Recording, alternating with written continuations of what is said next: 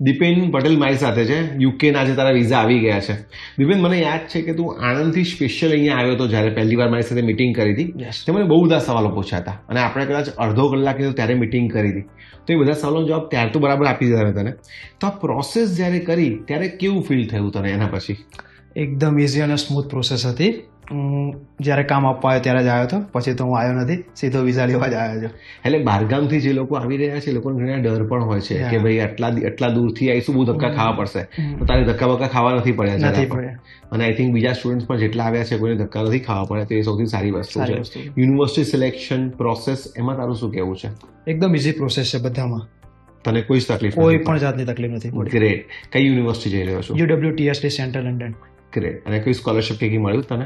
આઈ get 3,000 pounds. 3,000 પાઉન્ડની scholarship, almost 4 lakh રૂપિયાની scholarship થઈ ગઈ છે. ટિકિટ બિકિટ બધું ફ્રી થઈ જશે, વાંધો નહીં પડે.